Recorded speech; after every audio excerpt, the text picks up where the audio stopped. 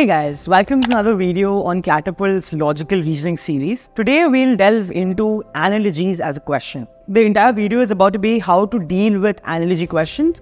What exactly is an analogy? What do these questions look like? What would be small tips and tricks to solve these questions easily? And at the end of the video, we'll also quickly do a solved passage to help you understand how to deal with these questions in a CLAT exam. So starting off, these questions were introduced properly in the 2020 CLAT format revision, wherein these questions, even though they're not many in terms of the number of questions asked, they continue to perplex CLAT students throughout. And as such, let's start off by understanding what is an analogy. In common parlance, an analogy is simply a comparison between one or two similar elements to properly explain a particular concept. Herein, or a similar vein, analogies are a form of reasoning in which similarity is used to understand relationships between different parties and objects and apply that relationship to the question itself.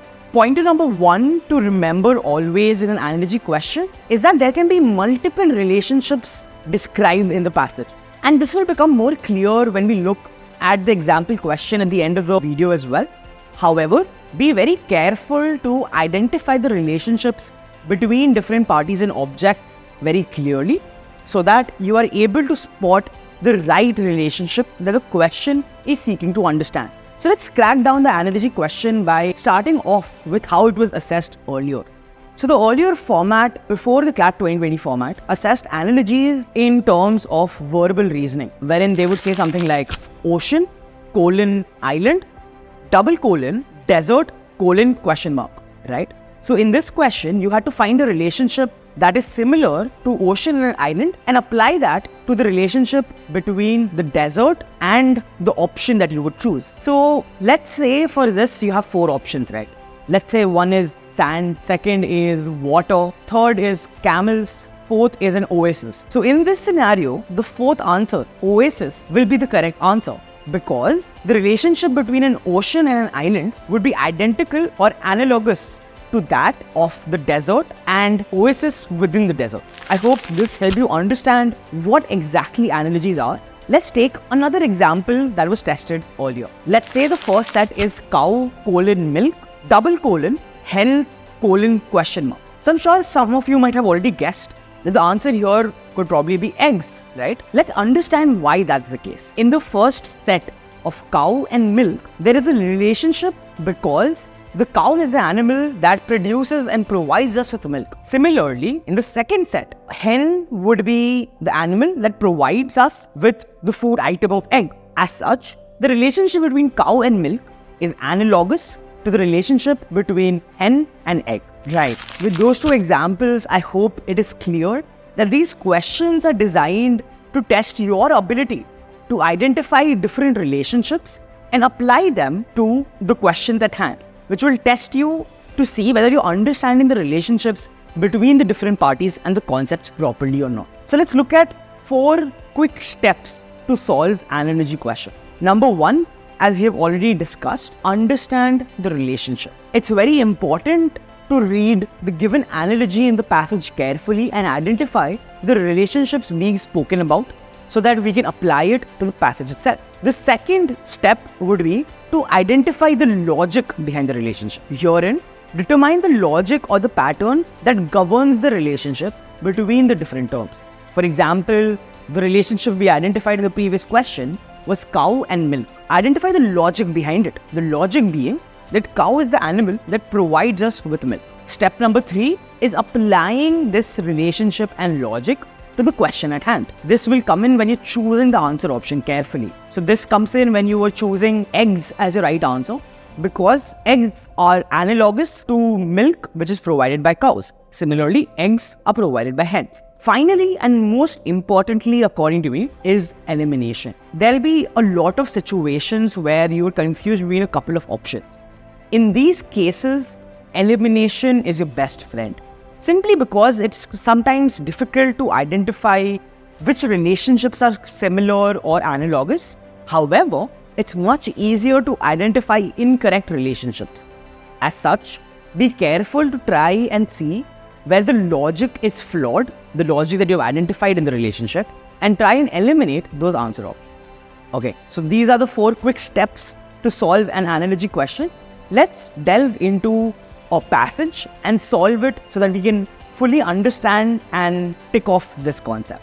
The example, let's take a small passage that reads, "In a kingdom ruled by a wise king, there was harmony among all the citizens, irrespective of their occupation or status. The king believed in fairness and justice, ensuring that every person had equal rights and opportunities. His rule was like a gentle breeze that brought calmness and prosperity to the land." Now take a minute.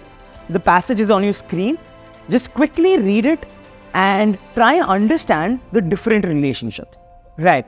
I hope you have identified or read the passage enough. Let's look at the question at hand. The question is, which of the following scenarios best resembles the relationship described in the passage? Option A, a teacher fostering a supportive and inclusive classroom environment where every student feels valued. Option B, a scientist conducting experiments to discover new ways to improve crop yields and ensure food security. Option C, a captain guiding a ship safely through stormy waters, protecting the crew from danger. Option D, a conductor leading an orchestra, harmonizing the diverse sounds of different instruments into a beautiful symphony. Now take another couple of minutes. The question is on your screen. Please try and remember the relationships from the passage and apply it to the question at hand. Before delving into the explanation, let's quickly identify the relationships here. So as you might have noticed, there are 2 relationships that are of primordial importance. Number 1 is between the king and his subjects. So here we see that the superior authority, that is the king, is treating inferiors equally, right? It's important to identify this. And number 2, which a number of students might have missed, and it's very important to get to the right answer, would be the relationship between the subjects themselves. So, in terms of subjects, there's a difference in terms of their status, in terms of the occupation that they have. And all subjects are not same vis-a-vis themselves. So number 1, the king sees all the subjects as equal.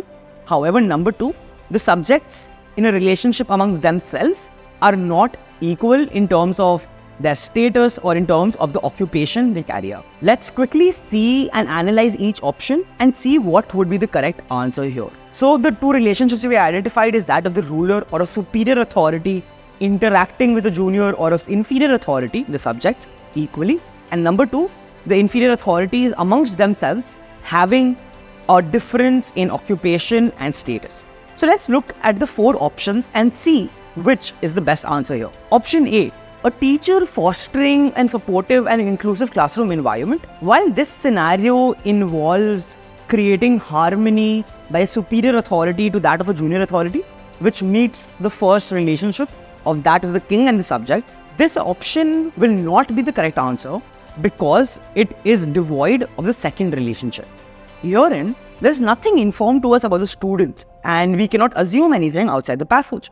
As such, all students are themselves equal amongst themselves, which is not the case according to the relationship in the passage. The relationship in the passage treated the subjects different to each other. They had different occupations, they had different statuses. However, here, since students is used as a singular term for the entire group, we cannot say that the second relationship has been established here. So, even though there are similarities in this relationship to that of the passage discussed, this will not be the right answer because it is not encapsulating all the relationships and is not completely analogous to the passage itself. Secondly, let's look at option B. B, a scientist conducting experiments to improve crop yields. While this is also important for, say, prosperity, the scenario does not directly reflect the inference that we drew from the previous relationship. There is no relationship that we can come or see between a superior authority and inferior authority being established here. As such, this option is also not analogous to the passage itself. Option C, a captain guiding a ship safely through stormy waters. Now, this scenario involves leadership and protection, similar to ideals of the king and the subject as well. However, it does not empathize or does not emphasize on the ideas of fairness, equality, and justice, which were very important in the passage itself. The king treated the inferiors equally. That aspect is not fleshed out in this option. As such, this also will not be the right answer. Finally, let's look at option D, a conductor leading an orchestra. Now, this scenario involves harmonizing the different elements, which is the different instruments together to lead and treat them equally to create symphony and music. So here, both the relationships have been fleshed out very well. Number one, there's a difference in the different musicians' instruments, similar or akin to the relationship between the subjects themselves, where they had different occupation, different statuses. And number two, there is a superior. In the passage, it was the king. Here, it is the leader of the orchestra, the conductor, who is leading all the instruments, the subjects, equally and bringing forth to create music and symphony. So the right answer for this passage will be option D. Right. So I hope that helps you identify how an analogy question works and how you are supposed to think to answer it correctly. I hope this was helpful, and I'll see you in the next video.